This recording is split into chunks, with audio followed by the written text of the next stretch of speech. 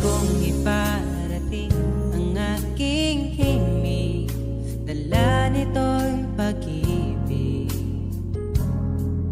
Iaalay ko sa'yo, di man natin batin ang ating bukas. Papangako ko sa'yo, ikaw pa rin ang gusto ko.